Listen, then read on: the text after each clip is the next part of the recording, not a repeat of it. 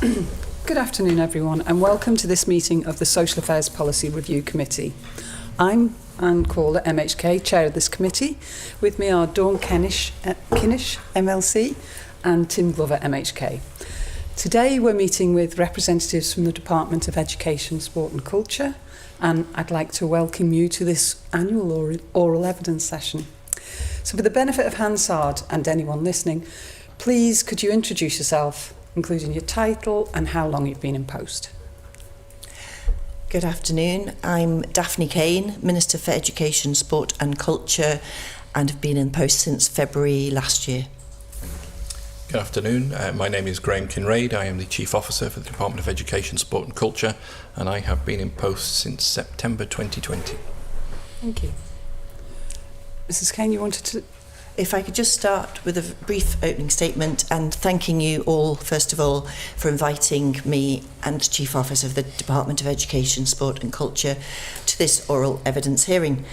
I would like to start by thanking all the dedicated staff across my department for their continued hard work and support. Good progress is being made with actions within the department's plan, which supports the strategic priority within our island plan of outstanding lifelong learning and development. I'll begin with education, the external validation process, a process that continues to shape the future of our schools and educational services across the island, empowering leaders at all levels, fostering a culture and legacy of continuous improvement that will benefit future generations. The external validation process enables the external validation team to accurately assess the self-evaluation judgments made by schools or educational services against the quality assessment, the quality assurance framework, which was published at the end of July. Following the introduction of the external validation process, the first annual overview of our schools and education services was published in April 2025, which identifies areas of strength and areas for growth. Areas of strength included personal development, inclusion, and post-16 education. Key areas of growth and development included personalised learning in the early years, stronger links between primary and secondary schools, better attendance, and making high school learning more relevant and engaging.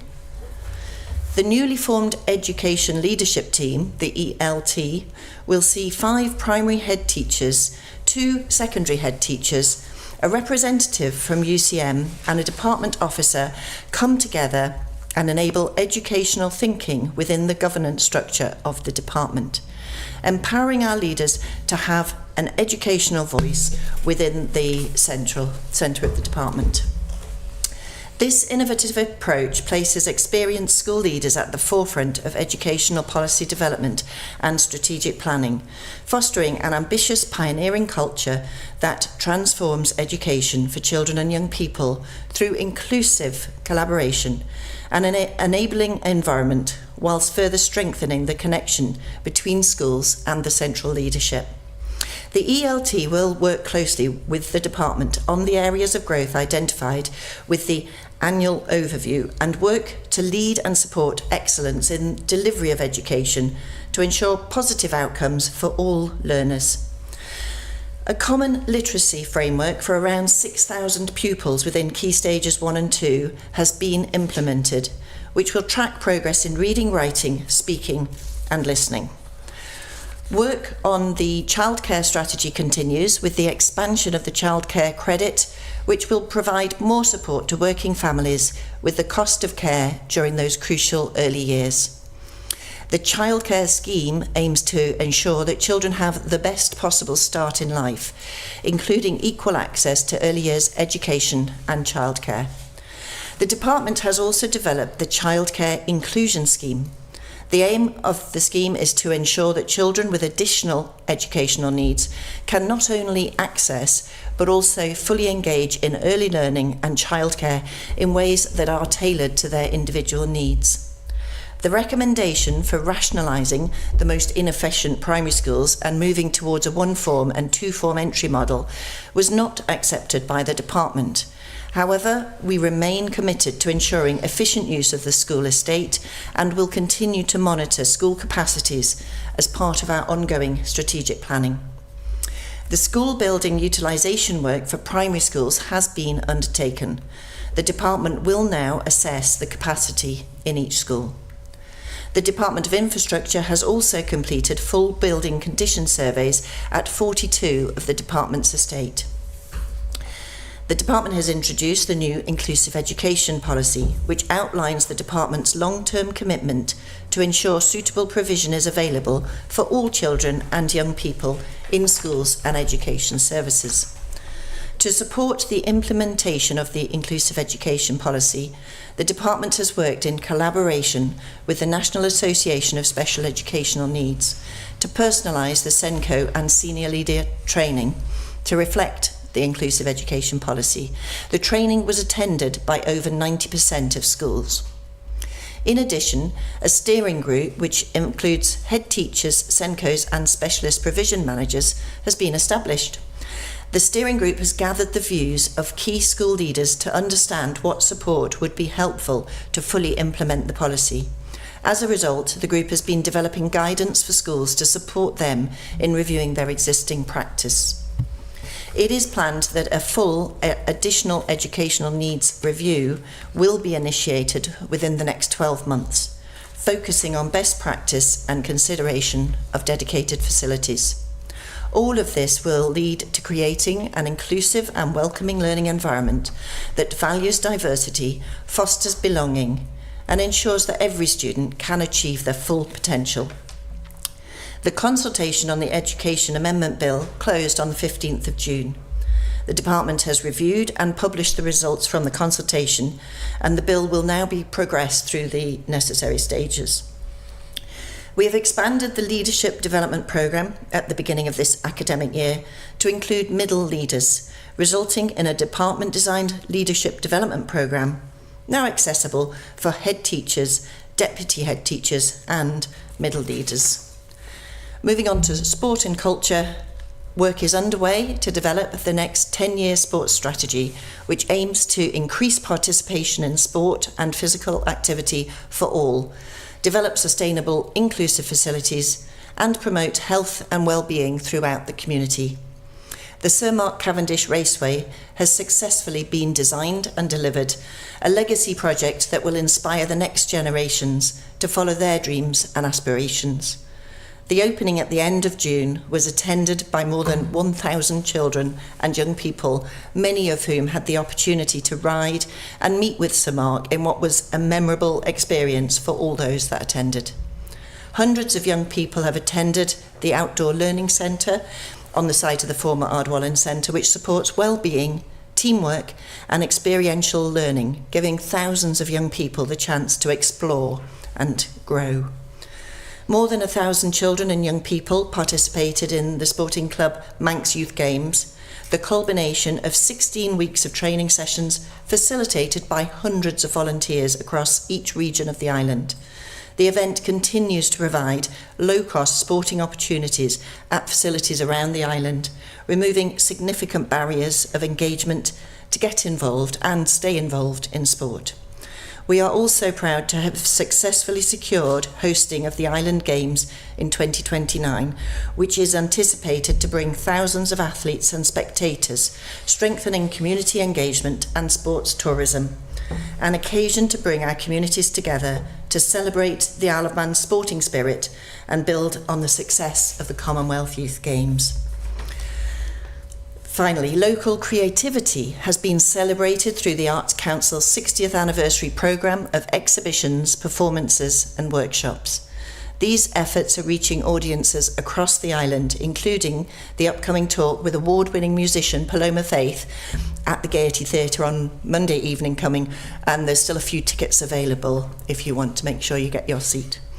In 2024-25, the Culture Division venues, Kensington Arts and Villa Gaiety, welcomed audiences of over 228,000 people, which included the second year of the Spark, the Festival of Creativity for Children and their Grown-Ups, which took place at the Villa Marina in July. 2025 also marks 125 years of our wonderful Gaiety Theatre, with the theatre soon being upgraded with technical equipment as Phase 3 of Treasury-funded capital upgrade to the Villa and Gaiety complex. It is critical that we continue to invest in education and sport and culture for everybody on this island, but in particular we invest in education for children and young people who are the future of our island. Our investment across education, sport, youth, culture, music and arts is critical. It's critical for all our island and continues to be a crucial part of maintaining a healthy and thriving community, one in which people enjoy living and visiting. There is much more to do, but we are moving forward with purpose to continue to shape a future within an education system which remains robust and inclusive, where the needs of the current and future generations can be met, and all of our children and young people, in particular, can thrive and continue to learn for life. Thank you. I'll kick off then. So I just wanted to start off with the inclusive education policy. So are we correct to understand now that an AEN code of practice has been abandoned completely, that we've moved? Which practice? AEN code of practice. The inclusive education policy has replaced that. So that is completely off the table now. We've moved. I think there may be some crossover from... Yeah, I wouldn't say off the table. It's been replaced. So the thinking and the work that went into that has now formed the inclusive education policy. So everything that was there has just moved into a different vehicle rather than saying it's abandoned and we've started again. Okay.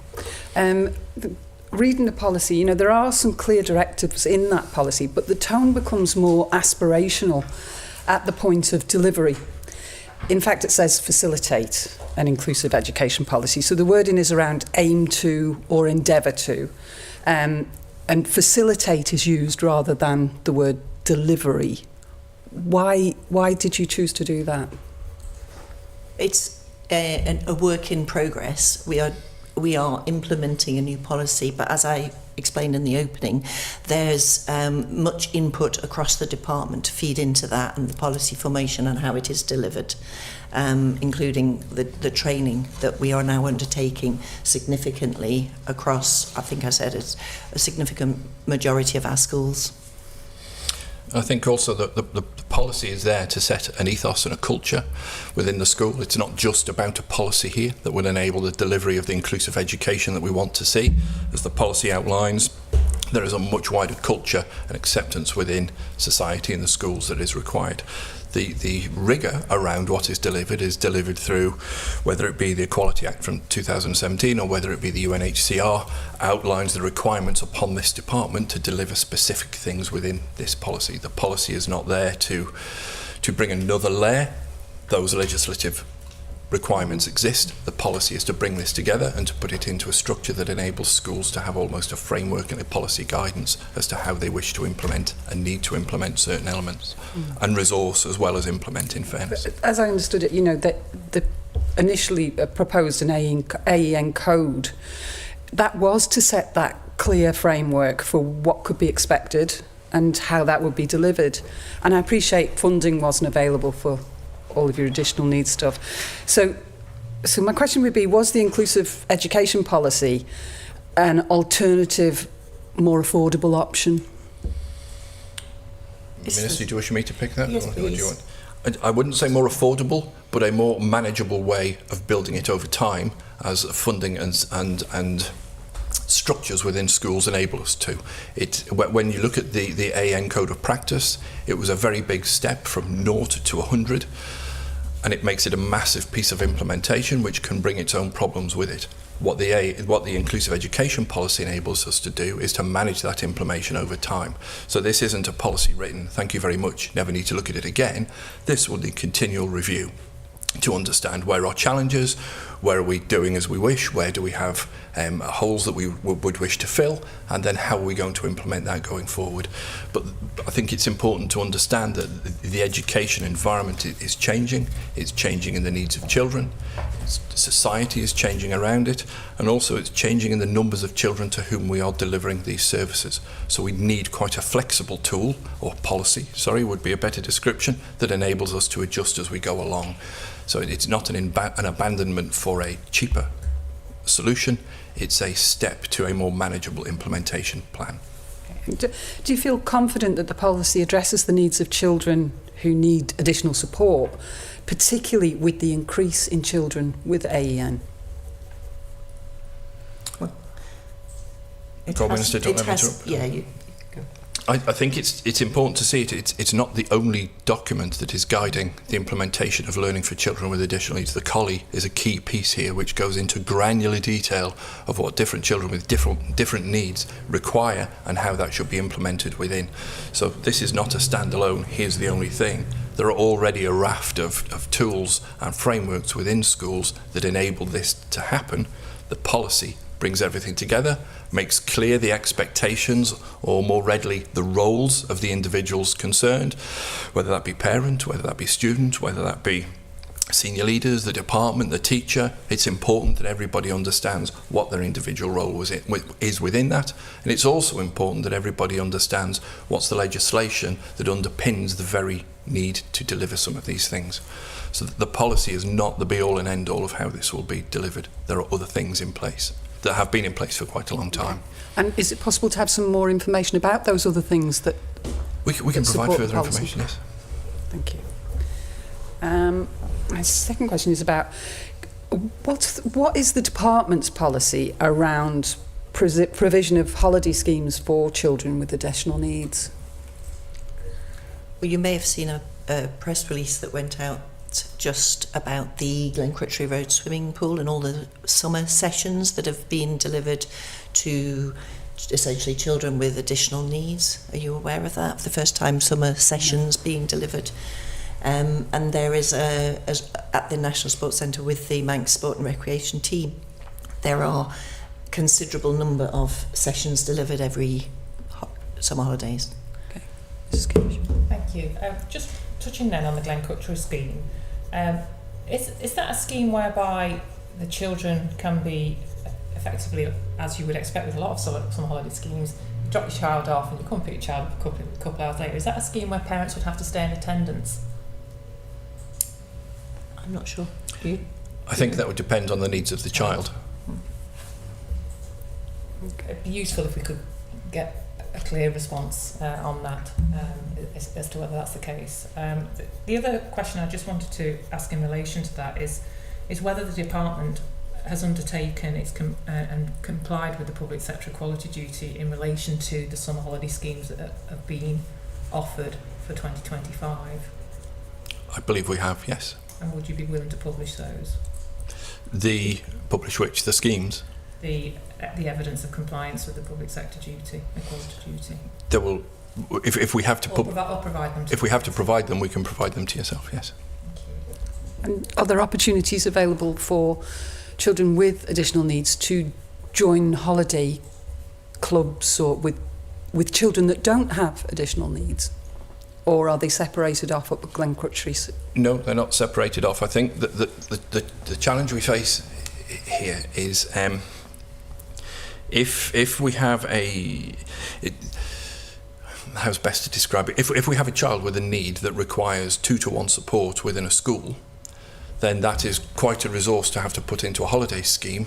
And actually, you have to be able to find staff who are able to offer that 2-to-1 support within a holiday scheme so that that child could be left there all day. It almost makes those schemes impossible if we can't find the staff that are able to support that child, because it's not like we just need any staff. We need staff qualified and capable and able and experienced in dealing with children with those specific needs. So we will have children with a range of needs, and where possible, we will accommodate those children within the schemes that are already running. We then will accommodate some within specialist provision.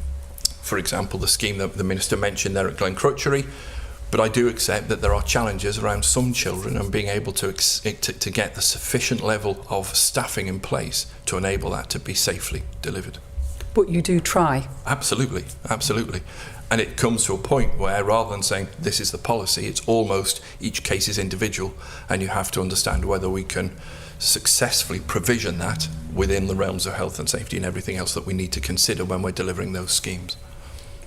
And is that sort of treated as a priority, really? Because it must impact on sort of a child's social inclusion, because they're being excluded from friends they go to school with, or so how much sort of effort is put. Yeah, exactly. That puts it better. Very seriously, it's very difficult to call ourselves an inclusive system if we then don't do or undertake every endeavour to include every child.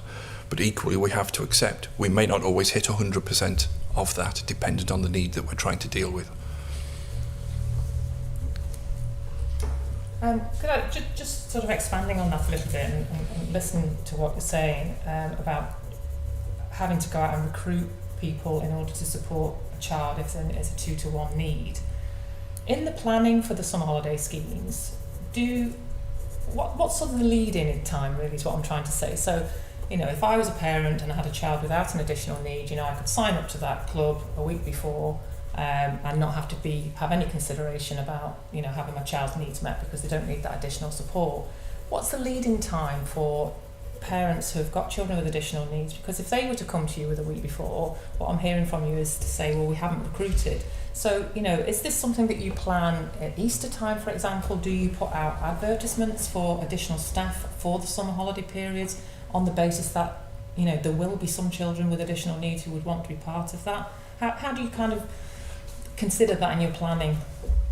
That's almost impossible to consider within your planning. So do I recruit 4 members of staff and take that cost on and then have no requests?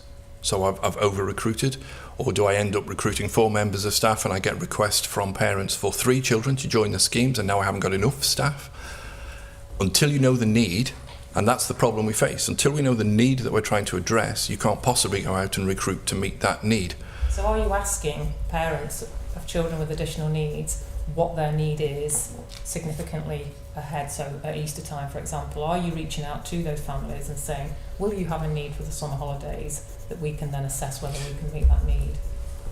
We advertise the schemes as we always advertise the schemes to everybody, and I couldn't tell you how far in advance they're advertised, but they are advertised in advance. But equally, we do face a challenge. These schemes are bound within a cost envelope that we have to deliver, and we try to deliver them as cheaply as we can so that children are able to engage to the greatest extent. But the more staff we have to bring in, the bigger impact that will have upon the cost of those schemes. So we would have to look within the department to say if we wanted to bolster that, then we would have to take that funding from elsewhere to enable that to happen. So everything that we're doing across the department is a balance of need and available resource. So would you accept, therefore, there's a risk that children with additional needs could be treated less favourably on the basis of cost for attending a summer holiday or trying to attend a summer holiday scheme? I wouldn't accept no, because not 100% of children attend these schemes, and not 100% of children who apply to attend the schemes are taken on, because the schemes are limited in numbers in the first place because of the cost and the staff that we have available for them. So this isn't and everybody can attend. We have a scheme, we have a number that we can take on it, and we have a cost that we have to deliver in it. That's true of everybody, not just children with additional needs. Thank you. Okay. We'll move on to the anti-bullying policy. I know we've had lots of conversations and submissions about this. But we had one, I think it was the last submission, where the policy was described as guidance with a template to be given to schools. But that way of doing things seems directly to counteract the earlier suggestion that this would be a departmental policy which would be put out to all schools and all schools would have the same policy. Could you just sort of clarify that? Because this seems to be going backwards and forwards. Mm-hmm. So I think the policy sets the expectation about what the policy is for, as you can see, about the policy, and what the document does. And the document is for the leaders and staff of all of our establishments and for everyone working on behalf of DESC to implement a policy across the island. So this is the expectation island-wide for all schools and settings. And I'm not sure what else we can say. That was a whole island policy. So thanks, Minister. The policy would set out the expectations that the department has upon the school. So, what should you report? How should that reporting take place? Where should it happen? What are the behaviours that we would expect to be reported upon, for sake of? Now, the Articles of Governance clearly state that the responsibility for behaviour and bullying within the school is the head teachers, not the departments. Therefore, the head teacher needs to sit underneath that a policy that would talk about how this school is going to ensure I meet that standard that the department policy. Sorry, I don't know why I'm speaking with my hands, but it's a teacher thing. Why this is how this school will implement this policy in our environment, and those will vary a little bit, but they can't vary by what's reported, how it's reported, when it's reported. That when reported, we should indicate the characteristics and any challenges that those children may have, and we should recognise. And I think it would also be important to point out here, I think we've spoken here before about the need to centralise reporting within the department. So we have just, what are we, second week in? We have gone live with the management information system. We used to have two, one in primary and one in secondary. We now have one, which has all of our secondary schools in the same place as our primary schools, which gives us massive opportunities now to say, this is how bullying will be reported, and actually we don't need to go to schools and say, can we have data, please? We can just pull that as and when required. But to do that, it's important that it's reported in a consistent manner. Otherwise, the reporting means nothing at all. So there are elements where you want the schools to be able to nuance how they manage behaviour, and there are elements where you don't want that to be nuanced. So this policy tries to set the bar on what can't, but does allow the flexibility. And all the time, this department walks that line between autonomy for the schools, empowerment of head teachers and staff and communities to run that school effectively, but setting the policy and standard to which that should be done. And if we get that wrong, you can end up in a bit of a micromanaging, telling people how to do things, and then you disempower, and that can cause its own problems. Okay. I'll just move another question there now, because when you were here last, you did mention that a template for standardised school data reporting was under development. So you told us a little bit about the bullying. Can you tell us a bit more about how you've how that's going, really? Yeah, certainly. And I possibly didn't describe that particularly well last time by what you've just said to me, because a template would say, here's 4 bits of paper, please fill them in. The key for this from now for the next year really will be to look at that management information system. And again, you don't want to direct the use of that into every school, because different schools will want to record some different elements. However, we should have a common set of data that we're asking every school to record for students, so that we can go in and say, how many children today are receiving free school meals? I should be able to report that. But unless I've said to schools, will you please report free school meals or mark free school meals against every child, then you'll get patchy reporting. So we need to work with schools over the next few months to look at what does that common basic data set look like. Now, outside of that common set, schools may record other bits of information that are pertinent to how they manage their schools. That's fine. But if we need to report on it, then we need it standardising and entering correctly. So it won't be a template outside of the system. It will be a common basic set within the system. Does that make sense? Yeah. So it's a work in progress at this time? It's a work in progress, and the beauty of it is that if we need to adapt it, then it's not difficult to say to schools, oh, I know we said we'd like these, 25 fields. Actually, we need 2 more, please. And so you can always change it and add to it, or you can remove it. There's no point in collating data that we don't need. So we can be quite flexible because it's now encompassed within that IT system. Thank you, Chair. Just thinking about the anti-bullying policy specifically, and then the MIS system, which sounds very useful as a central department tool. It is.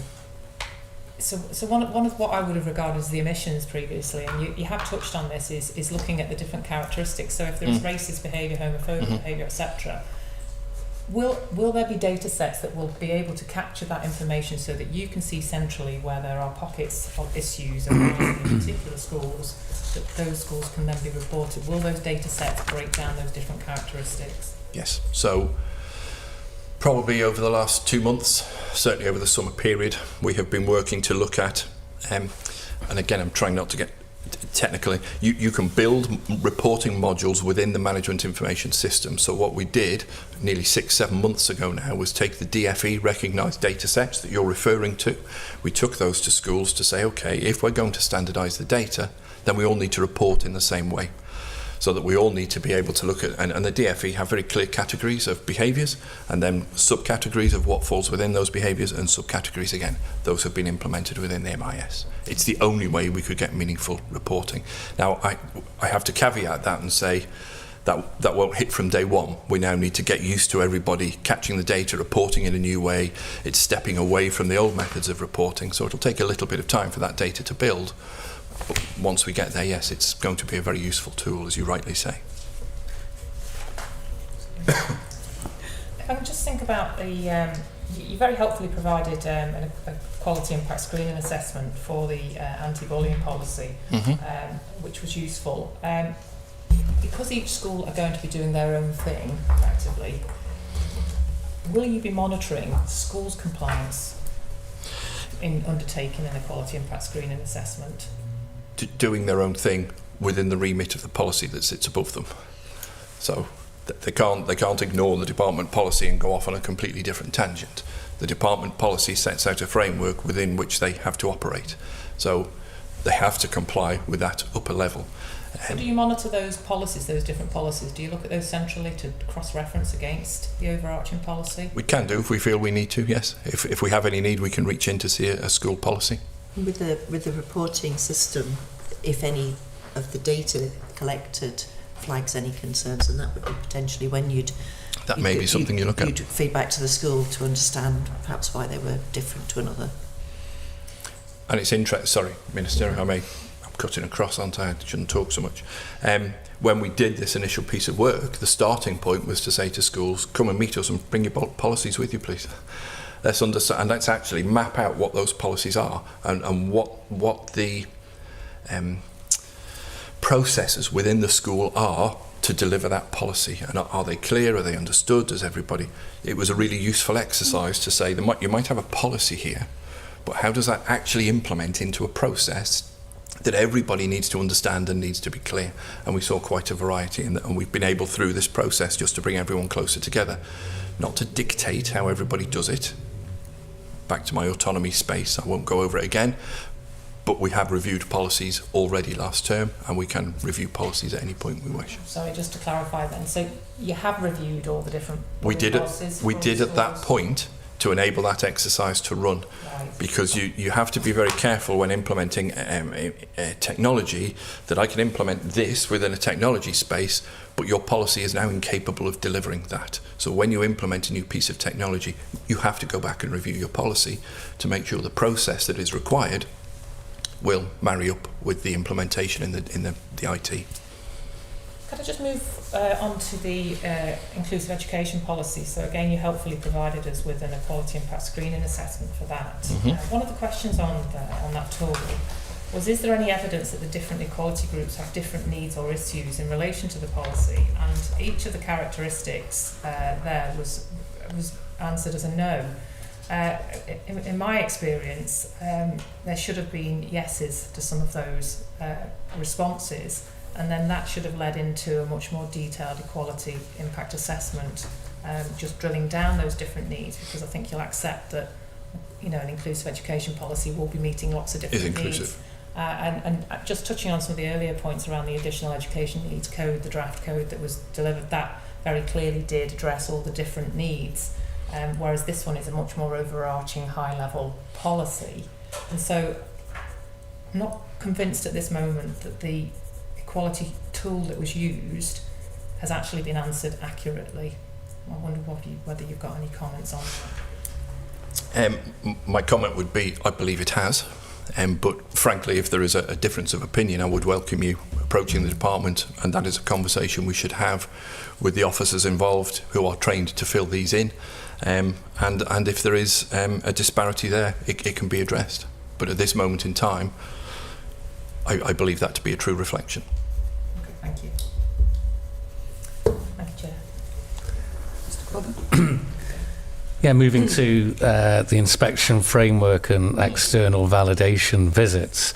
You had a pilot initially, I think it was 10 schools, if I've got that figure right. Has that now concluded? It was due, I think, in July to finish, and where are we going next with it? Well, the pilot did conclude this summer, and have you got the numbers of that have been completed? You're going to ask me 50. If you check the numbers that have now been completed, there's the last third of primary schools and services to be completed. The assessment framework was finalised and published in July. I think I circulated that, so hopefully those who want to check it out can. And we're on the third year of a 3-year rolling programme of all schools going through the QA process. So 24 schools, 4 educational services. We have 3 terms of delivery ahead of us now, so we are out of the pilot, as the Minister says. This is now a full-scale delivery. We have 5 schools this term, starting in October. We have 6 schools in February, starting February 26. Schools and services, sorry, I should add there, because it's not just schools that we're looking at. For example, preschool assessment centre will be in October. And then in June, we have our final 5. And then by June, that will be a full rollout of that provision. Just looking at the school websites, we've been unable to locate letters for any school other than Ramsey Grammar School referring to all this. Do these exist for the other schools? Any letters? Setting out how this is being operated. We have a central page on the department website, which is it's very helpful for the every school which has been quality assessed, has all the validations are linked on one page on our website, along with the framework and all the documents pertaining to the process. We can provide a URL, Mr. Glover, that would show you where the process is, where the documentation is, and then from that same page, as the Minister rightly says, it will take you to each school website to see their individual parental summaries. The ones that have been done. The ones that have been done, yes. Thank you. Yes, if you could. And just on these, on the everything in general, and it refers back to an area we've already touched on. Why was there no mention of inclusion in the documents? So the framework, for example, talks of all students. That's an inclusive statement. All students. There are none that aren't included. So it doesn't use the word inclusion, but by referring to all students, it's self-evident. And were children and guardians given the opportunity to give feedback? And were specific pupils chosen? In the process, the parts that I've witnessed, and also my daughter being part of the process in one of the schools, it is a very robust quality validation in that not only are some students selected and some parents, I believe, invited, the validator that is undertaking it has also challenged students to establish whether they've been coached or not, obviously, and fortunately not, being able to be free to give honest answers to the questions posed to get a real sense of the quality of education and culture within a school. So no, I as far as I have seen, the engagement is very wide across from the school head, but then all levels of teachers, support staff, students, parents, and the validator is extremely thorough in that process. How do you choose the students, though? What's the process there? As far as I'm aware, some are selected, but some are randomly asked by the validator going into that school for comment. If I may add to that, Chair, Minister, I think it's important to get our language correct here and to understand quality assurance is quite a wide umbrella for schools. So we'll have audit commission coming in. That's part of the quality assurance of a school. We have validation of delivery, which is part of quality assurance of a school. It's not an inspection. So an inspection would indicate that you would come in and look at everything in every school. Validation is very much a part of an ongoing self-improvement system that all schools are running all the time. So the validator and the head teacher and the senior leaders would meet quite early on in this process to say, where is it that you think we need to be looking within the school? Equally, the validator may say, I've looked at the evidence and I've looked at your judgments. I think we need to look here. So that is a professional dialogue to agree what 3, 4, maybe 5 validation trails would be. Dependent on what those validation trails are, you may need to involve parents. And then you would have to reach out and broadly schools would go to parents and say, this is happening, who's able to attend? Or you may need to speak to students. But equally, if the validation trail doesn't require it, that might not be an appropriate route. So it does vary from school to school, dependent on the elements of the validation that are being looked at. Does that make sense? And that would be chosen by the validator.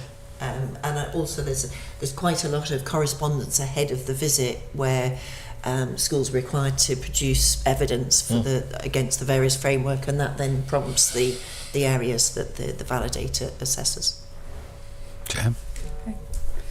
Okay, we're going to move on to school meals.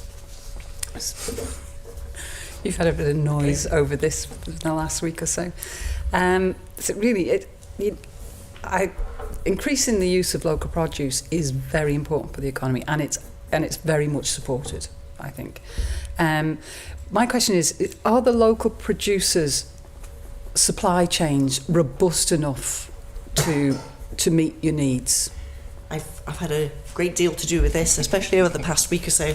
And I can say that the producers, all of the producers, I'm really grateful for engaging with the team. There will be some gearing up. Obviously there are local suppliers as well as producers, and having this has been broadly very much welcomed and supported by the people along that supply chain and producers. There will be some gearing up wherever possible to supply the Manx produce, the Manx meat, the Manx beef, etc. It will be done. When it isn't, and in the early days there's been a few glitches with different products, I suppose, coming in, but through it all there is that focus that as much produce as possibly can be sourced and produced locally will be sourced locally, and over it all is the reduction of the ultra-processed content, so that it is food being prepared where it is prepared in the kitchen for the demi-school kitchens. It's prepared in a way that does not have the additives that have been quite general across most production of meals. And that is really pleasing to see. To go from 51.5% to 5% initially, I think it's testament to all the hard work and efforts of everybody from the department, the project manager and the school meals team, who I have to say have pulled out all the stops to get us to the point where we are, following the year that this has been under careful focused review. Yeah, my question is just really, are you confident that your supplies will meet your needs, really? Because the last thing you want to do is import something because you haven't got the local thing available, which just goes against what you're trying to do. There are some products that we do not have homegrown, but wherever possible it is, and knowing that the order is there. I mean, Manx potatoes, the producers, suppliers, wholesalers are all in contact, and that whole supply chain should hopefully be gearing up to enable us, my hope, optimistically, that we can increase that 25% by a few more percentage points over the coming year. I wholeheartedly support local produce. But with economies of scale in mind, I'm assuming that there is an extra cost to using local produce. Is that significant, or is it perfectly manageable? It's proved not to be. Implementing this menu has not proved any more costly. to the previous menu. There will be an inflationary based increase probably in the next term or so, because that would be due anyway. The department actually, although the £2.55 is the price of a primary school meal, the department subsidises those because they were coming in, as you'll know from the first survey, around £4 a meal. By the time you take into account the produce and the serving, the cooking and the serving and everything. But in terms of the cost of the meal, we don't anticipate that it has to rise because of the use of Manx produce. Absolutely not. How are you dealing with diabetic children? We've heard that come up in media reports, that parents are lacking information about what they then need to require medicine-wise for their children through the day. That was very unfortunate, and everybody is really sorry. There was a communication blip in the information from the dietitian, the values that were put in to enable the diabetic students' parents to be able to calculate. We have had quite a detailed investigation into where the process fell down in order that we can guard against that happening again. We've also had a really positive, productive meeting, both with parents of the pupil concerned and the diabetic charity, and we are very grateful for their input and ongoing offer of ongoing support to get the best information on the food values that are put on the sheets, and then how that is communicated to the parents. But we fully understand why the process between us, the dietitian, and then disseminating to parents. We understand now why that those values were not put in accurately on the sheet that was received. But very much hope that's not something that's going to happen again. And the other area that keeps coming up is desserts, where there's a choice of milk or fruit, and kids being hungry. Hungry kids don't learn as effectively, is the argument being made. I have been to school dinner 3 days this week.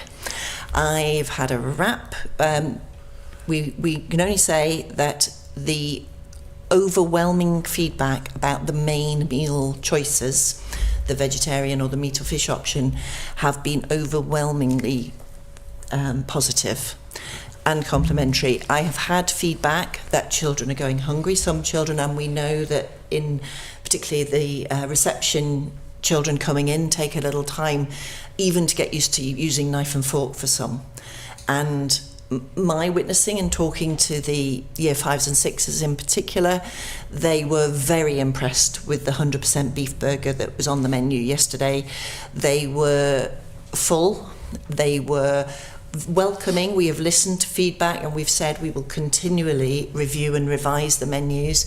We have replace the mayonnaise for those children who choose to have that either on the wrap or the potato with tuna,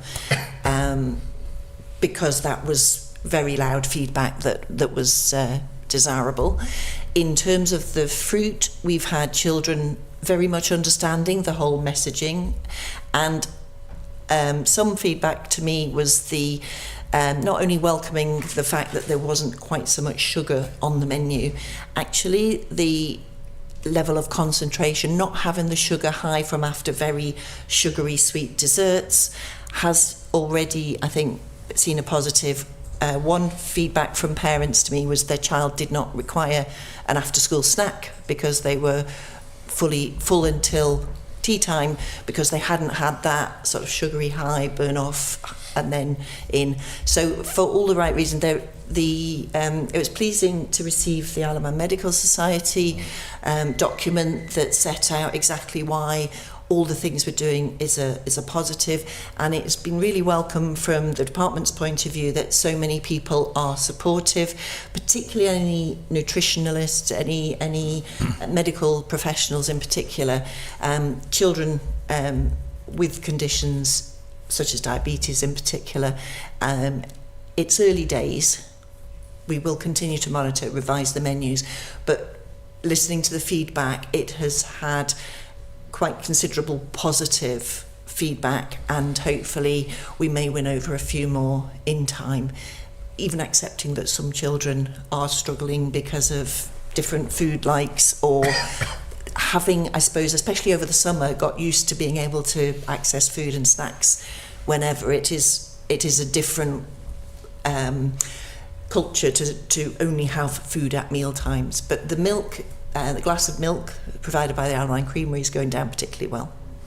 Can I just go back to the very start of this, when the school meal revision, the report came out, which was heavily redacted. I referred to your department being secret squirrel over it, because it wasn't exactly dealing with wartime affairs, it was dealing with school meals. Can you see how bad that looks outside your department to produce such heavily redacted documents? The overarching review, that was a comprehensive almost audit of everything, every piece of equipment, as you'll see, for every school. That will continue to inform policy as we go forward, look at strategic changes in how food's delivered or what we do. I think from that, to inform a more focused review initiated last year, specifically looking at the ultra-processed food content, the amount of food waste, which is very concerning and is part of this process to monitor both before service and after service food waste.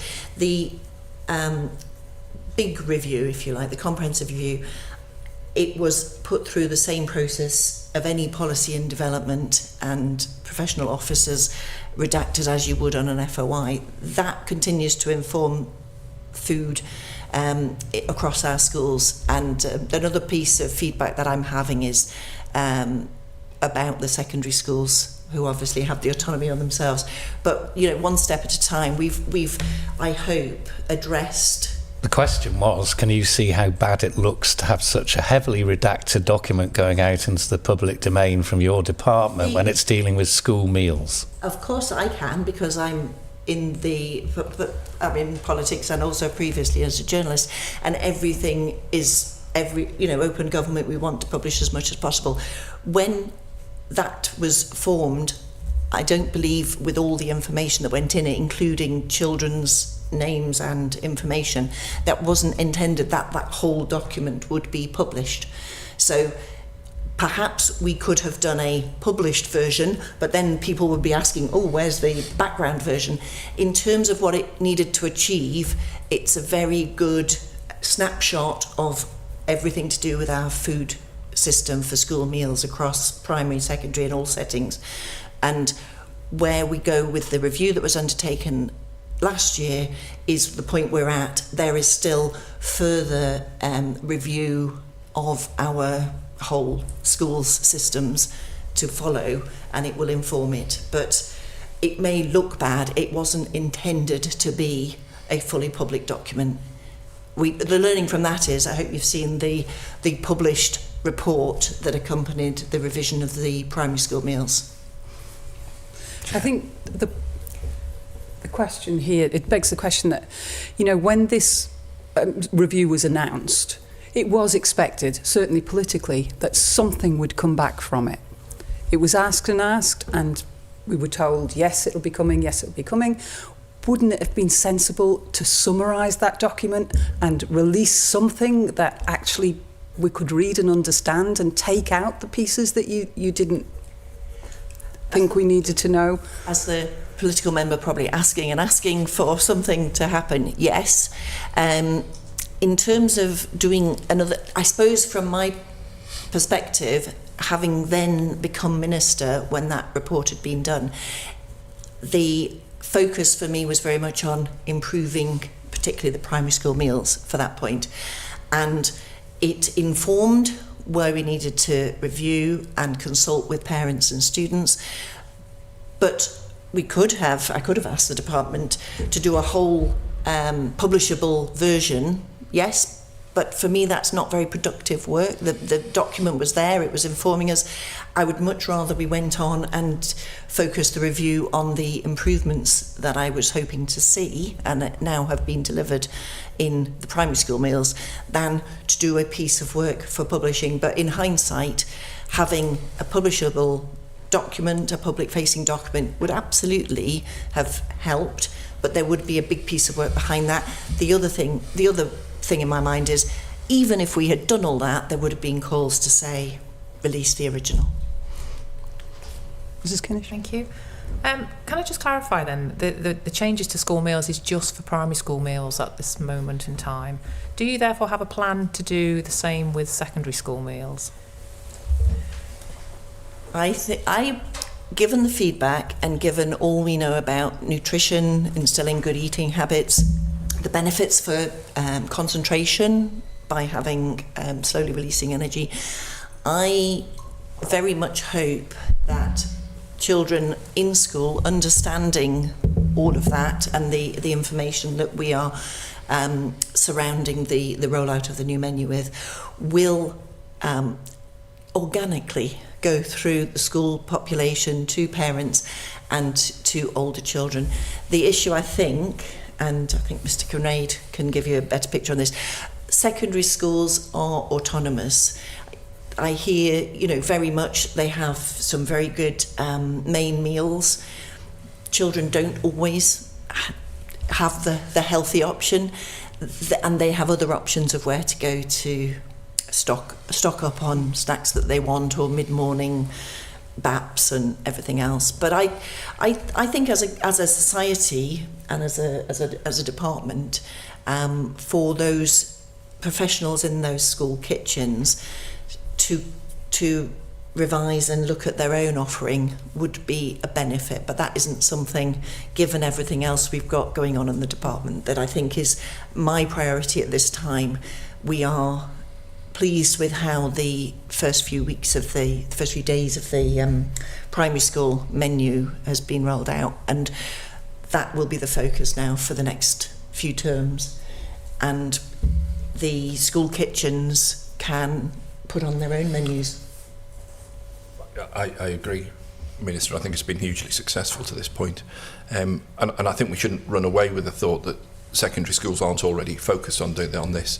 We have professional cooks in 5 kitchens, and I'm quite sure they're doing everything they can to make the food as healthy and suitable as possible. However, everything can be reviewed, everything can be adjusted, and I'm quite sure not the noise, but the conversation around this will just be heightening everybody's sensibility to it, and I'm quite sure the kitchens are looking to see where they can make small improvements. But right now, we've done the piece of work that the Minister's asked us to do, and I think it's important now that we allow this to bed in, that we allow us to learn where there have been 1 or 2 glitches, and quite frankly, I'm pleased that it's been so successful, and then we can review when we get a little further into the year and think, well, what's the next step and what might that look like? I think that's quite useful to think that potentially there could be a review of secondary school meals then. I acknowledge what you say, that there are cooks there. I'm not asking you to commit to a review at a particular time, but certainly I think that's a utopia from the Minister to think about that children will organically through education of what they've been provided, go and pick something sensible, because I think in my experience, if you present an apple to a 13-year-old versus a donut, I think I'd know what they would choose. But I very much welcome that you would take on board a potential future review particularly about ultra-processed foods in secondary school meals. It's a review of everything. I don't think as a department we would ever want to say, okay, we've done primary meals now, great, move on. You review. And it's through that iterative process that you just make small changes, but actually you make small improvement all the time. And we already have, from the recipes that were done, some of the recipes with the supplier reworking, removing the UPF ingredients and having a tasty dish or alternative dishes from a new recipe that is then rolled out to the primary schools. From the secondary schools perspective, they have a very different audience in the secondary school students, but I don't think it would be timely for us as a department to go into that space, but I would hope that the schools, as you said, the professionals in those kitchens have an offering, and even if there are unhealthy options, a donut or cakes, I'd hope that increasingly we might look at removing the ultra-processed ingredients from the other offerings and always having healthy options so that they are there should the students opt for them. Thank you. If when it was announced that the school meals review would be taking place, I asked whether the way school meals are produced would be part of that review alongside the contents of the meals, particularly as you have a mix of 9 full kitchens and 22 demi-kitchens. And I was assured by the previous minister that that would be part of the review. Is that the case? But the production of the meals would be looked at as well as the content of the meals? in the primary meals, that has been. The production is, for the demi-kitchens, has been reviewed. And that's where we have, working with the supplier, been able to address the ingredients that were put in. So the gravy that is made is not to be a powdered form. It is an actual beef bone gravy stock produced in a healthy way, and then that's provided. The supplier is making the meals to the same recipe as the school is making the meals? There's no difference in the... There were some slight differences, going back to the previous question about the food carbs values and everything else. There was a slight recipe change between a demi kitchen and a production kitchen, school kitchens, in the first day or two, and that led to the Been resolved. yeah, that's been resolved. But from now forward, the expectation is that whether the dish is made for the demi kitchens or actually in the school kitchen, it will be the same. Same, okay. And do you separate and compare the costs of full kitchen production compared to demi kitchen production, or do you just do it as an overall cost? I haven't got those figures as yet, but there are other things that the school kitchens are looking at. For instance, the special diets that are increasingly, I'm hoping, will be made for those on special diets, will be made within the school kitchen. So we're just in the early days of looking at that. I just think, wouldn't it be helpful to know what the separate costs are, what the cost of production for a demi compared to a full kitchen? Well, we'd have the figures for last year. We're collecting data to try to, Yeah. make good decisions and processes in the future. So if we don't separate out the costs... We could separate out the costs if we wished, but 5-6 days into delivery, we're not at that point. No. Okay. Okay. Okay.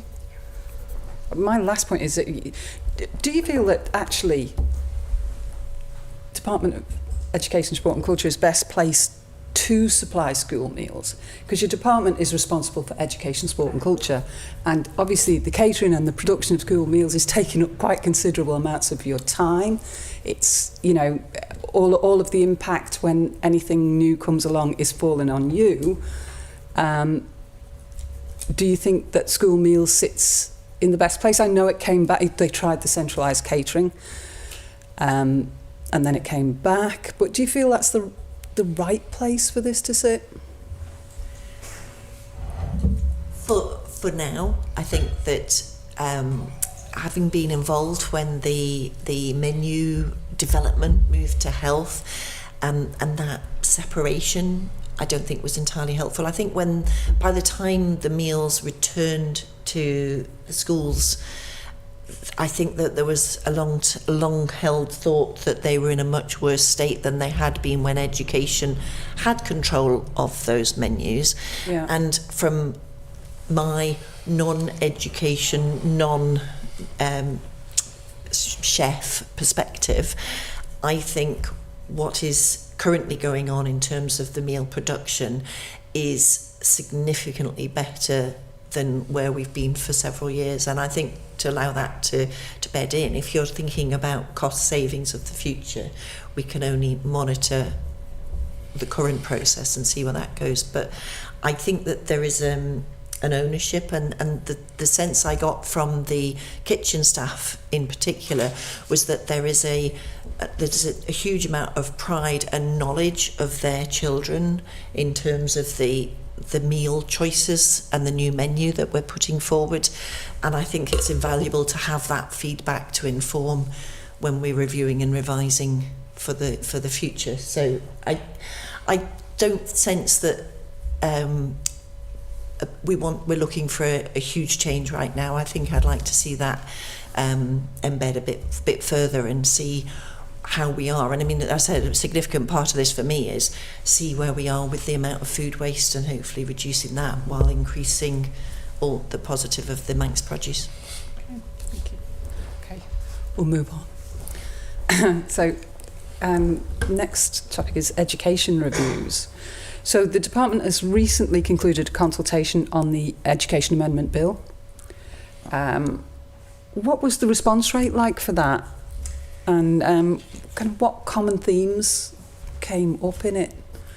Well, obviously we were consulting on the measures contained in the bill and the potential changes. It wasn't a massively high 506. number. How many? 506. 506 respondents. So it's not a sort of a massive bill, but there are some key changes or elements that we are looking to change. I think, is there any particular measure in there that you're... No, we were just interested to see if anything sort of Common. came overwhelmingly out of it, or No, I anything, think it was common themes. broadly supportive. For instance, there are a couple of key things that we're looking to do. So the religious education being wholly or mainly of a Christian character. Around half agreed with us that we should change that to encompass what actually is on the ground by the time you're doing GCSE, a knowledge and awareness of other religions and beliefs. And some, I think it was about 100, wanted it to stay as it was. I think, is that right? I'll try and find what we're talking about. But then another aspect was about the ability of the department to manage better the numbers going into a particular school and having the ability to declare a class closed or a year closed or indeed the whole school closed when there's massive pressure, so that new people could go elsewhere. And because of the impact on the existing students and then the pressure on the numbers or even the available rooms for splitting classes and all the rest of it. But actually that was split because people said we should manage it better about the process of, but this would be the tool that does allow us to manage that better. So I think from the sense I get is that it was mainly supported. Is that right? Was I right about the 100? The data is there in front of you. It was quite an interesting, but there was a 203 strongly disagree on making it holy. So there is clearly a wish out there to keep religious education broad, mainly of a Christian character, but abroad. And you would expect that, wouldn't you, if you want to understand tolerance and acceptance of others, and that's where you'd want to see it go. I should correct my number, 509 responses, not 506. My apologies, I was close. So, when are we expecting to see have a draft? draft? We're talking to a couple of members who gave us particular detailed feedback to make any final tweaks to the legislation. I'm very much hoping it will be ready for the first reading on the first sitting of the Keys at the end of October. Right. But if the committee would like to see the early draft, I'm sure you've got plenty to do, but We would, please. Okay, we can arrange for the early draft, that's not a problem. Okay. So, at our last hearing in 2024, Mr. Kinraid, you spoke about reviewing and standardising curriculums for English, maths and science in the upcoming year as part of the department's plan. So where is that work stream up to? Okay. So that work has happened over the last 12 months, both locally. So again, I can't remember sometimes what I've spoken of in here, but we work with a task and finish group concept. So we don't like to create something here and do it too. We ask the professionals across the organisation to come together. Our initial focus was on English, so to look at an English curriculum. That curriculum has gone live as of however many days ago. Schools came back in. It was probably 8 actually, if I got my numbers right, wasn't it? So the English curriculum is now live in schools. We should see it as a framework. So again, I'm going back to my autonomy balance here. We have put out a framework that talks about the entitlement of students at the end of Key Stage 1 and the end of Key Stage 2 and the learning outcomes they should have achieved with the assessment criteria against that. Nice and clear. Everybody will work too. The curriculum that a school may choose to achieve that could vary. And I think that's quite important, that schools own the curriculum they're delivering and feel a commitment to that particular curriculum, knowing that it will suit the children that they are educating and they are working with. And sometimes schools will vary that curriculum over time dependent on the children and their needs. But the framework that governs it is now in place. Clearly, like we've said about a number of things today, we will review that over the 12 months. It's not a there it is, never touch it again. I would expect over the next 12 months that we will see some tweaks and changes to that no matter how well you plan something, the minute you start to implement, then you start to see some issues. To ensure that is done well, because I think the creation of a curriculum framework is one thing, the implementation of a curriculum framework across multiple schools is something else altogether. So a group of head teachers approached me maybe 6 months ago, I could be wrong, saying, look, we can see the size and scale of this. We would like to consider, or the department to consider, the option of seconding an individual with expertise in English, clearly, for a year, to have no other focus than to work across all schools and help implement that. So we've done that. That was the request that came in. We have seconded an individual. We clearly went through a recruitment process for that. And that individual has more than hit the ground running. I saw a presentation from them yesterday to the ELT. ELT had its first meeting yesterday, and she was brilliant. Action plan, detailed delivery, really all over how this is going to work. So we've decided we're going to focus, and rather than do 3 not too well, we're going to do English and we're going to nail it this year. And then next, the maths and the science are out in schools as well. They are devised, but we're calling those in draft. Then next year, there is a good chance we'll be asked to second somebody with a maths expertise or a science expertise and to embed those as well. So I'm really keen that we don't just rush at this to say it's done, but we make sure that the implementation is done correctly and that we don't leave any holes as we go forward, because I think that's key. So I'm really pleased, and again, you know, Minister, you've called out a few. I would call out the teams. The work that's gone into this is enormous. The enthusiasm in the room yesterday with the LT for this is fantastic, and everybody can see the benefit that this is going to bring. But it's a big piece of work ahead of us, but the beautiful thing is everybody wants to do it because they can see the benefit. Sorry, Minister. Yeah, and this is the English curriculum. This is the English, yes. And I heard at the QE2 high school prize giving yesterday, the head teacher describe it as ambitious, inclusive and knowledge-rich curriculum, which I thought was very good to hear. Oh, I'm sorry, there's one thing I should add to that. It's me forget the important elements. So Key Stage 1 and 2, the work that was discussed yesterday, we'll now look at how we can include Year 7 in that as well, and then the talk of whether we can go 8 or 9.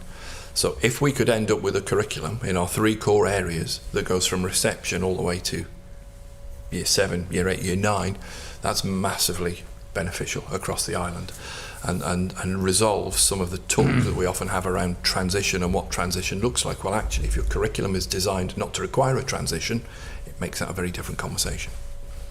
Okay. Mrs. Kinnish. Could I just ask if that English curriculum framework is published on your website? Yes, you're going to ask me where, and I don't know, but I will find out and let you know. No, that's fine, as long as it's in a place where I will people can find access out. I'm it. aware some people will be listening. We'll make sure we get that to you. Thank you. Can we move to sport and culture and the other remits under your department? What department-led initiatives are underway to support Manx language education beyond, obviously, the Bun School? Well, you may know that the Culture Van, another of my hats, is promoting the Year of the Manx Language next year. So the department sits on, is it Dubin? Yeah. Doing the, I was going to say, coordination of Manx language across the island. I'd say we're very committed. We have just had a couple of key personnel changes We have at Bunscoil, yes. Yes, from the centre to Bunscoil. So in terms of, I think we could say the commitment is there from our side, but the actual delivery of it, the cultural side, as well as, you know, for instance, focal boards and other things, Graham may know more where key officers are in terms of the delivery of that, but politically there is definite commitment to it. You have lost people, though, haven't you, that are responsible for Manx language within the department. They've gone directly to Bunscoil now, so are they going to be replaced? So I think that's a really good point. So they have gone directly to Bunscoil, and I can understand why, and that's career development, and I welcome it. I think what the department should do at almost any time that a post becomes available is just step back and say, do we need the post as it was? Do we actually need it more focused on, because that post had many elements to it. That was an incredibly busy young lady in that post who was looking at some of our environmental work as well as some of our Manx work. Is that what I replace? Do I need something solely focused at Manx? Actually, do I need something solely focused at environment? So we're just in the position of saying, where are schools in their delivery of curriculum with a focus towards Manx culture where they can? And that's the beauty of schools with autonomy to design elements of that curriculum to suit their own schools. So schools already deliver a huge amount of Manx culture within the curriculum. Do I think we don't think out loud, Graham? We are currently reviewing how we now need to replace that post. So if we think that is not sufficiently embedded within schools and we need an officer to continue in that embedding, then we can do that. We clearly have a post with which to do it. But what I don't want to do is just, forgive the phrase, knee-jerk and say, this person's left, we must put the same thing in place. It's just an opportunity to draw breath and say, what do we actually need for the next 1, 2, 3 years? Just, you mentioned it, the Minister has mentioned it, the 2026 being the year of the Manx language. So how is the department within the schools going to celebrate that? So do you wish me? Yeah. Okay. Clearly we have two arms. We have Skimmigami that is already working out around all of our schools anyway, and although they may only be teaching individual children Manx who choose to take those lessons, they're clearly involved in all of our schools and can influence delivery within schools to a wider extent. We equally have Bunscoil, which I'm quite sure there will be individuals within Bunscoil who will want to see development in this area as well. Don't want to make any commitments here. But one of the key pieces of work that we need to look at across ELT is to say, well, how are we going to pick up that year of Manx culture and how are we going to develop that within our schools? Now, it may well be that head teachers come forward and say, well, fine, thanks very much. We know it's coming up. We've got all of these things in place and we don't need extra support. Equally, they may come forward and say, we would need some extra support, please. And we do have that, sorry, Minister, that lovely tool at our disposal that says we could just second somebody out for the year if we felt that was what was needed to drive that across all schools. In the same way we just have done with English. But that's not a plan as such, but it is an option that we always have available to us if we feel we need. And to add to that, having been in the meeting and heard the range of roles, I think Mrs. Kinnish also did, that an individual had branched out into not just the Manx language. It was also very apparent to me that the place we are now, since that individual's been there and since Culture Vannon has made all the Manx language resources available, there are significantly better lesson plans and resources to enable class teachers to deliver a certain amount of beginner Manx in the primary schools. So as Graham has indicated, there's how best to use the role to deliver on Manx language but also wider Manx culture across the schools is an active discussion to get the right person in. But I think that the wealth of resources and buoyancy of Manx language at the moment is brilliant and a lot improved on where we were a few years ago. Good reminder. The Isle of Man secondary schools, along with UCM, became part of Sport England's Talented Athlete Scholarship Scheme in October last year, TAS. That's supporting young people to gain qualifications alongside their sporting pursuits. So how is that programme going and what's the uptake been like? was going to say, really good. Really good, and it's continuing, isn't it? It's gone It is. for another year. And we did have a figure in the first press release that went out. It said during the process 33 potential sports stars have been receiving support through the pilot scheme, receiving mentoring and access to elite facilities, performance services and workshops fitting around their studies. I think it's a pretty wonderful thing that the sports teams put together. Yeah, and staff in school. I mean, let's be clear. There are staff who step up to support these children because they believe in what it is and what they're trying to achieve, which is admirable and fantastic. But it's a really successful scheme. Yeah, I celebrated the Isle of Man really punches above its weight in so many spheres Absolutely. of sport as well as culture. But it's really good to see. That's a selection scheme, isn't it? These people, sports people, are awarded entry into TAS rather than you being able to just enter yourself. It's students who are on a pathway to a possible professional. So they will be known either across the schools, or they may already be involved through the NSC and the services down there. They may be on some of the talent acquisition services down there. So these are students that we will already know. The key here is to ensure that as these students try to develop their sporting prowess, we need to keep an eye and make sure that the education is running alongside that, and to keep a balance. But the celebration was that all 6 so the 5 secondary schools and UCM are now that blanket 100% accreditation to the TAS programme, and that's a real positive, I think, for everybody. And just before I pass it back to the chair, you mentioned again in your introduction that the Island Games are coming back home in 2029. That will come very quickly. So what preparations are being made now ahead of 2029, and what we're lucky we've got great facilities, but what improvements will be made to facilities before 2029?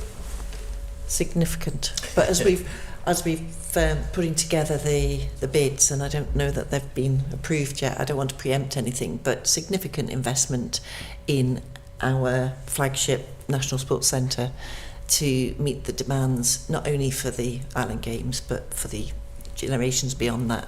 But I'm hopeful that we'll be able to make an announcement on exactly what investment is going to go ahead as soon as we can.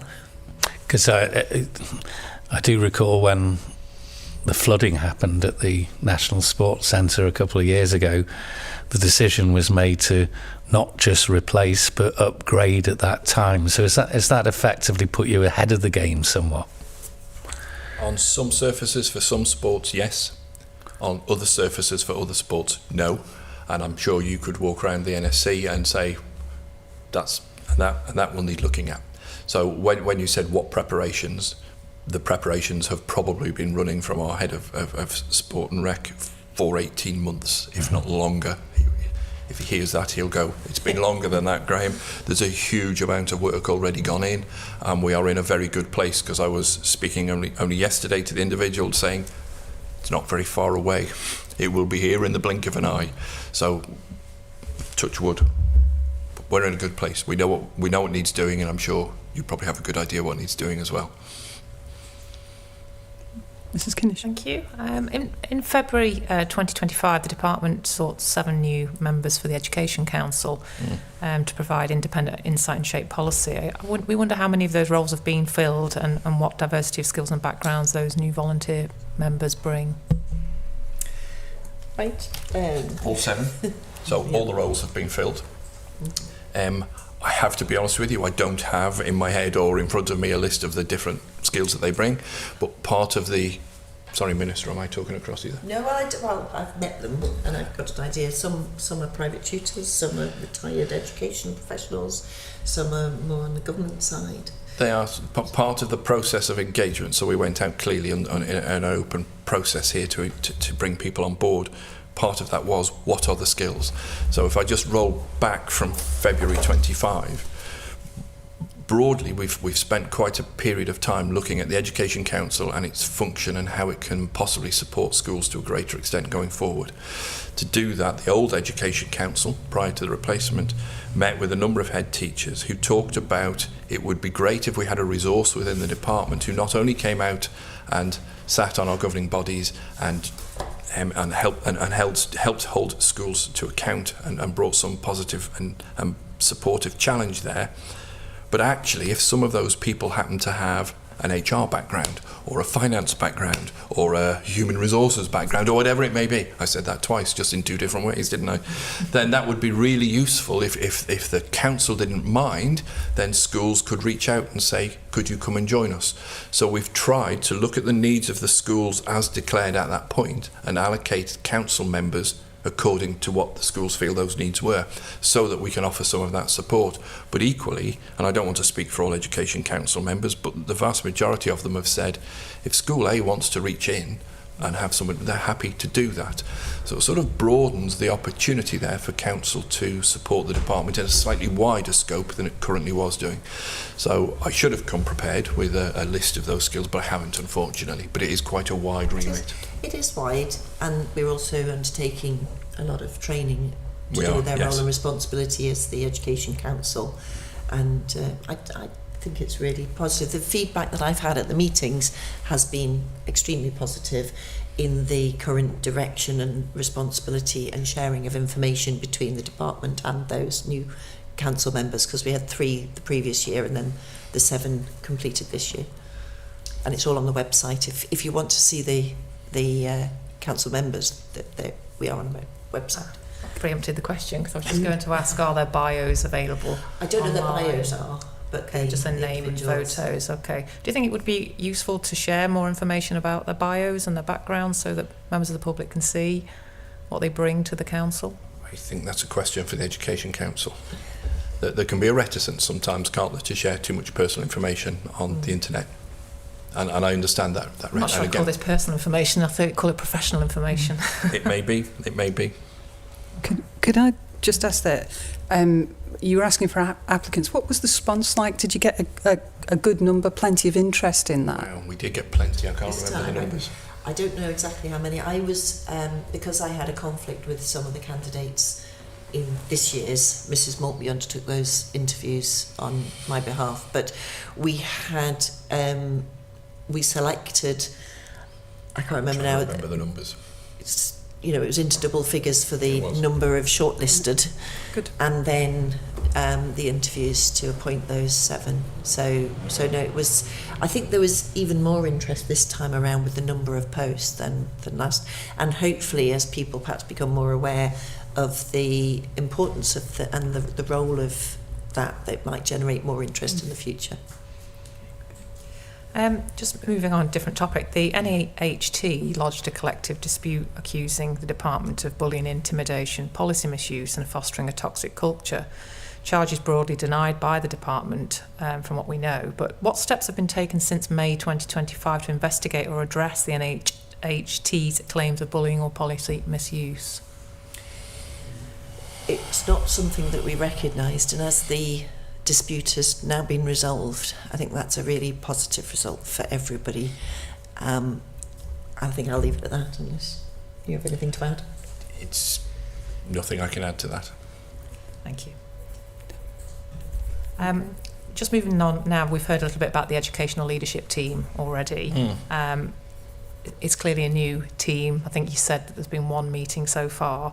I was going to ask what work's been undertaken by the team, but it may be a bit too early days for you to share that. I just wondered if, do they have a terms of reference that would be available so we can understand what it is that the team are set out to achieve? You did talk a bit about educational policy development, inclusive collaboration. Would we see that as part of the terms of reference if that was shared with the committee? Do you have Speak to anything? that one. Yeah, I can speak to that one. So again, if I can, if you'll allow me just a couple of minutes, I'll just wrap some context around that. If we think back to the department, there was a concept of a director of education who directed and led schools in educational thinking. The thinking here is that actually we already have experts in educational thinking. They're called head teachers, and they run our establishments. And equally, there has long been a history of this organisation where we talk about the department and schools. And I would like to find ways of breaking all of that down and having a department seen as a single entity, and bringing together the officers at the centre and the operational delivery of those policies and strategies from the centre, but informed by the educational thinking. So we currently have a department, the minister's meeting, political, that's where decisions are made. Underneath that we have the SLT, which I would chair, although everybody has a run at chairing. The SLT is very broad. It talks about education, sport and culture. The ELT is to sit alongside that with a clear focus on educational thinking. I have an officer in that group as well, so that we are aware and can align the thinking, but it's empowering head teachers to inform the minister as to where they think education needs to go. They're not making the decisions. Minister makes decisions in the department, but it is a clear line in our governance structure that enables an absolute clarity and focus on education and where education needs to go on the Isle of Man, and more importantly, how it can then be implemented, because they are the very people that will have to implement it. It's been structured in quite a specific way, so there are 2 secondaries to make sure we've got secondary. There's somebody from UCM to make sure we've got somebody from UCM, and the 5 primary heads represent their clusters, so that we can get the voice of head teachers from all schools on the island into ELT, informed thinking, and then into the department to help drive the department forward. And initially, that they're focusing on the work streams that came out of the... Correct, the ATO. ATO overview of the key priority areas for growth and development. And if I may just finish, so you asked me a specific question there which I haven't answered for you. Yesterday's conversation was about what's the terms of reference. So once it's formed, absolutely, but it's not finalised at this moment in time. Right, so the terms of reference are following the appointment of the ELT. Normally I would expect to see the terms of reference first and then the appointments. So we have a terms of reference, but then actually, you and I may just differ in that, we have a terms of reference, but then I would ask the group to review that terms of reference and make sure that it actually fits where they feel that that's going to go. And that's I'm very collaborative in the way I like to do things. I really don't want to bring a group together and saying, here's the terms of references, and that's what I expect you to do. We're professionals, they should have a voice in that. So just to understand, so the Director of Education is still a post, is it? This hasn't been replaced? No, Director, we haven't had a Director of Education post since September 2020. Okay, thank you for that. Moving on then, music lessons. So we've heard that access to music lessons in schools has been limited due to a lack of teaching staff at present. Can you confirm if this is true, and if so, is the department reviewing access to music lessons for all students? Not currently. I've got some numbers because you asked, and the amount of pupils who have music lessons is 578. That's 193 in primary education, years 4, 5 and 6, 385 in secondary education, 75 in years 10 and 11, 20 of those are GCSE students, although there could be others doing GCSE music who do not have peripatetic lessons from the music service. There are 84 in years 12 and 13, and then it says 226 across years 7, 8 and 9, and there's 12 staff in the peripatetic team. Okay, thanks, Minister. Interestingly, that concern has not been raised with the department, so I'm learning it now as you tell me, and in light of that, I'm not reviewing anything because nobody's raised it with us. If you have specifics you could share with us, that would be really very useful. But at this moment in time, no, that's not an active piece of work. Would you say that demand for music lessons is outstripping supply? Is there more demand than you can meet? I think there's a need to be clear here on music lessons. Do we mean generalist lessons in primary schools? Do we mean GCSE? Do we mean the peripatetic team learning to play guitars and trumpets? I'm probably thinking more about the peripatetic team. Okay, that team, as I sit here at this moment in time, haven't brought forward any data that would tell me that their demand is being outstripped by supply. I'm not saying it's not the case. I just haven't had that case hasn't been brought to me, so I'm unaware if that is the case. So they don't have to report into the department any data about demand. They don't have so you to. Can see what's going on. But I would expect, well, they have a head of that service who would report into the department if they had concerns. But equally, I think if the service had a concern that they can't meet demand, I would expect that to be brought to the attention of the department, because it won't change unless it's brought to the attention of the department. Can I just clarify the numbers I gave you with 12 staff in the peripatetic team? One of those is part-time at 0.26, but obviously the schools have, certainly secondary schools have dedicated music teachers as Yes. well. We've got, if you're interested, we've got numbers, and that obviously supports the wider school music lessons. Do you think the peripatetic service is running as efficiently as it could?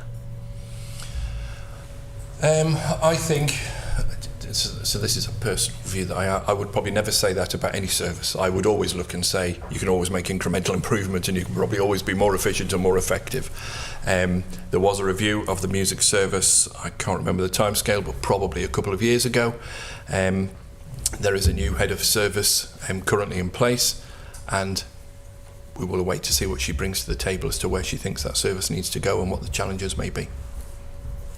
Thank you. Thank you, Chair. Okay. Could I just ask, can you provide an update on the current smartphone policy across schools, and how has the implementation of the policy gone? I think it's very nice to have a broadly welcome, popular policy. Since the policy has been rolled out, the feedback has been very positive. The uptake, I haven't had a huge amount of noise. The consistency across all schools. It isn't a ban, so we don't ban phones. It is a policy that anybody going onto the school premises, that's teachers, parents, anybody working on the site and students, if they have a phone, it is switched off and away, out of sight, unless there is a very specific, lesson or anything about safe use of devices or anything else. It has been broadly welcomed. The feedback I had initially was that there was an instant increase, obvious increase in the audibility of students' conversations over lunch breaks and lesson breaks, and the amount of social interaction has massively improved. During school day, when people are on the school premises, there were various mobile phone policies that different schools had. This makes it consistent. Some permitted you to use it on the grounds, but not in the classroom. This is on the school premises across all the schools. And I haven't heard of any issue. I mean, it's one thing that I don't actually tend to get any parents' queries coming to me directly in any way criticising it. The only approach I've had is from the organisation who would like to see smartphones, is it delayed smartphone use giving to children? Until children are a certain age. Yeah, but it's not about the school. That would be a wider sort of society policy. Okay, so it is a department policy. It's not interpreted differently in different schools. That's the policy straight across the board. Yeah. Okay. Cheers. There's been lots of discussions in other jurisdictions about banning of smartphones. Is there any consideration being given to, banning smartphones, or In school? either a policy or in legislation? We could ask you that, because if it's a wider society thing, it's we've got a policy that's pertaining to schools outside of the school day. Later, a legal age at which students could have a smartphone. I think that's a big conversation for the wider I'm specifically talking society. about in school time. To have a ban, because obviously there's some students require it for medical use. And Ban the use of is what I'm... Well, the mobile phone policy off and away is not having the phone in sight or in use during the school day on school premises. Okay. But I think if a wider conversation were to go forward, Australia are broadly leading, that's not a conversation about phones, that's a conversation about social media. And I think we often use the term phones, where actually what we mean is social media. And I think if we're to take that forward, we need to be really clear over what are the problems, where are those problems coming from, and what's the cause. Because I don't doubt there are issues, absolutely. I think from our perspective, the Minister has the remit to do within school what we can. That off and away means they're not in use because they're away. I'm not sure school could take it much further than that. I don't know. There's just lots of news items at the moment, particularly about schools providing facilities for students to leave their phones, unless there's a reason why they shouldn't have them, and they're securely kept until the end of school. Is there any thought around that? Or I think that sounds like a nightmare if you had hundreds of phones in hundreds of bags and then you're collecting. And I think that the policy, as far as I'm aware, is working well.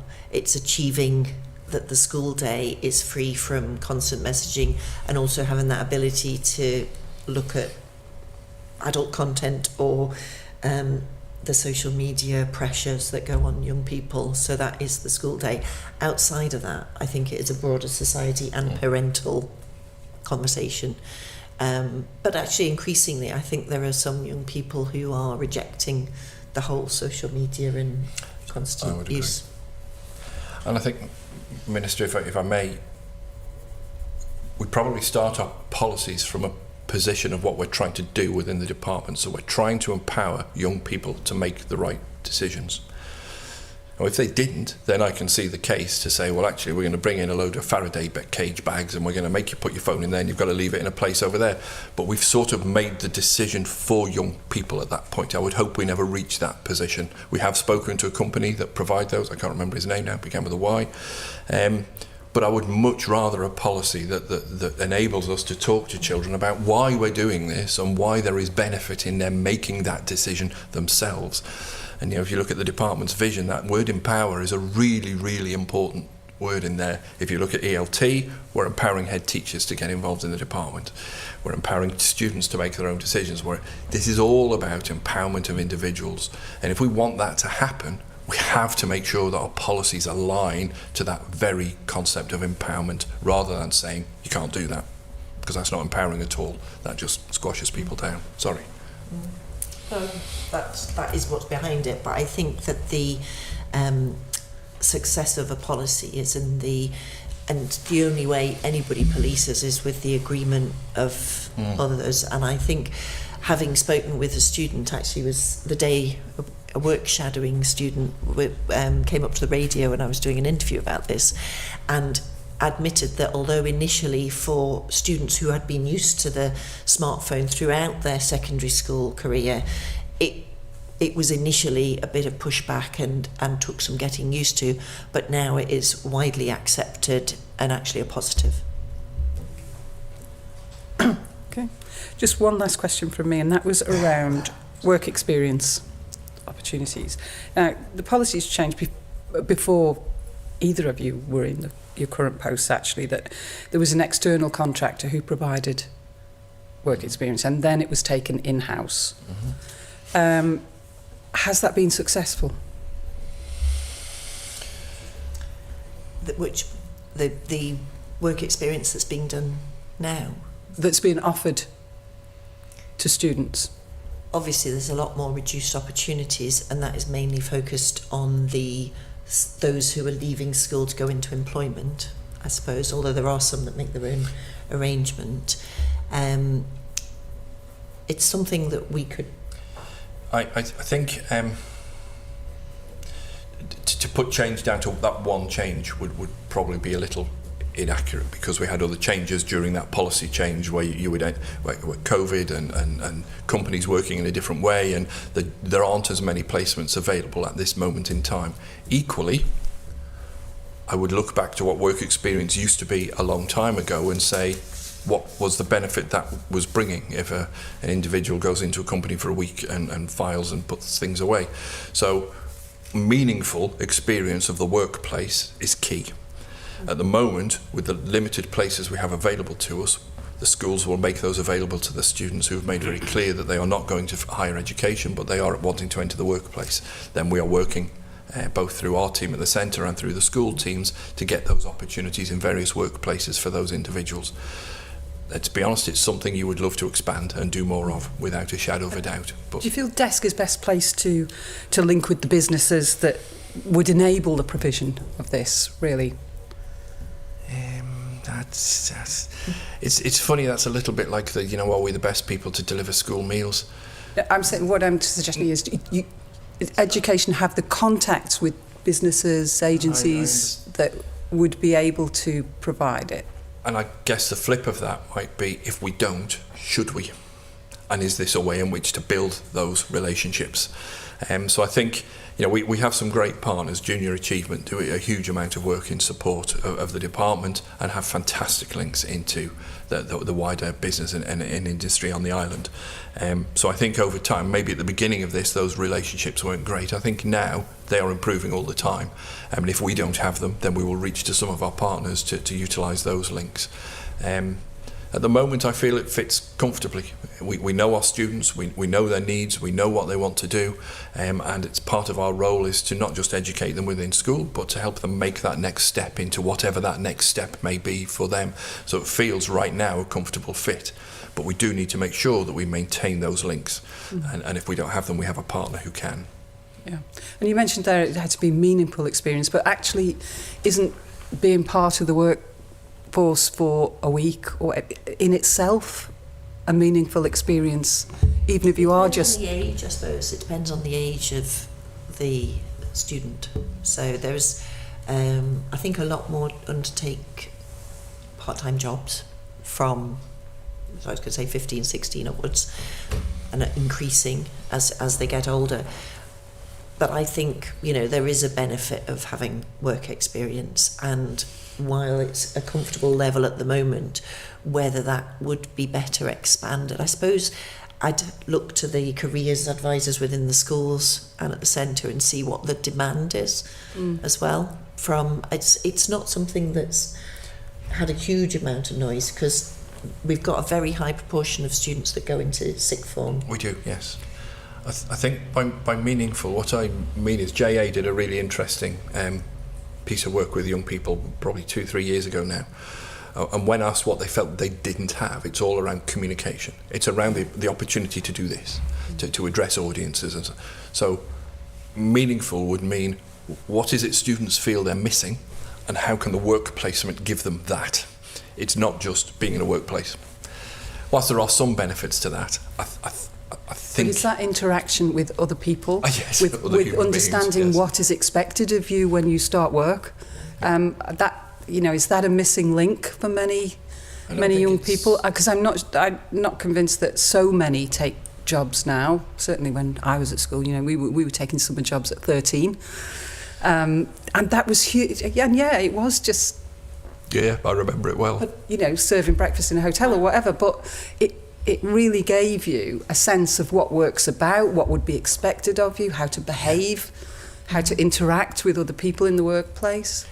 I think that it depends a lot on the student. Mm-hmm. Thinking of my own, one of my children started a job at 13, the other one at 17, and but however that generally isn't in an office. I think there are a lot of retail or manual jobs that maybe students are able to have experience of in the hospitality sector or wider across the island, but possibly the office environment is one that isn't something that you would get a part-time Saturday job in, for instance.